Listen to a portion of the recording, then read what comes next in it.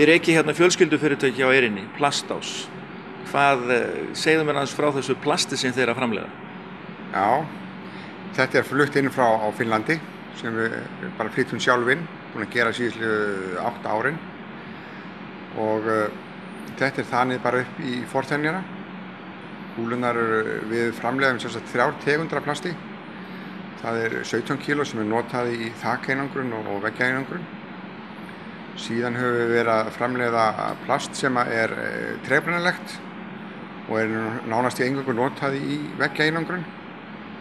Og svo höfum við verið með sökluplast sem 24 kíló rúmþyngd. Ég sá þessar kúlur hérna sem þú flyttur inn. Segðu mér aðeins hvernig ferlið þeir fram? Já, það eru þandar út með gufu.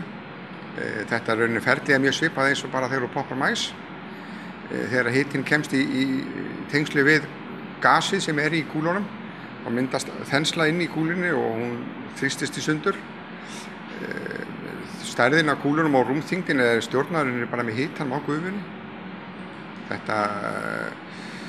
Þetta plast sem ég að kaupa núna og nota veggi, það á að vera mjög gott. Það svona vaxhúð utan á þeim, á að hrinda vatnið betur frá sér heldur en var fyrir nokkur árum síðan sko.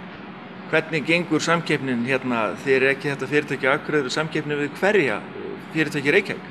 Já, það eru 3 fyrirtæki í Reykjavík sem að framleiða plast.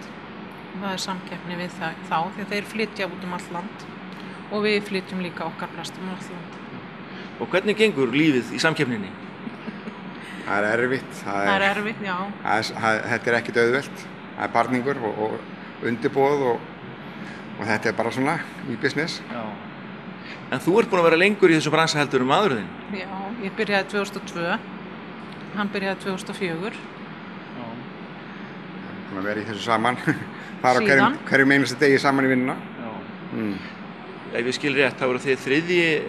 aðilinn sem komið að þessu fyrirtæki hérna. Já.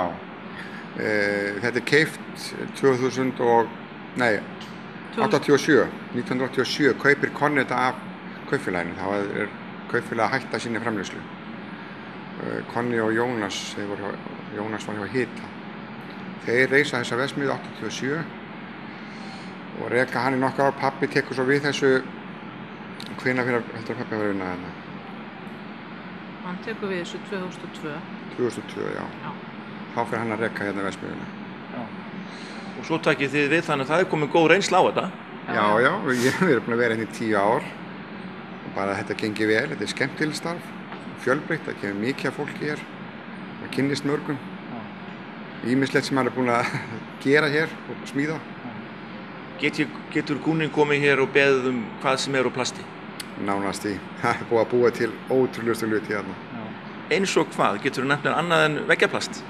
Já, það hefur verið búið til ýmislegt fyrir myndlistamennina. Þeir biðja ýmsa hluti eins og ský og hatt og ýmislegt.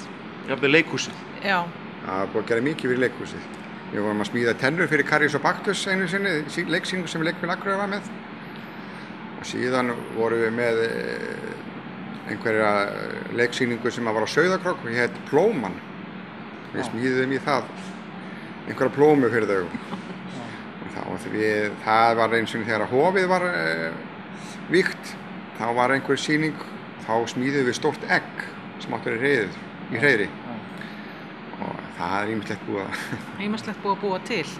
Og til að gera þetta allt saman þurfum við rafmagn. Mér skilst að þau þurfum mikið rafmagn. Já, við erum að taka inn 1 megawatt. Sem hvað mikið? Það 1600 ampere held ég að sé rúmlega. Það álíka mikið og glertork var að taka hér áður en að stækkunni var á glertorki.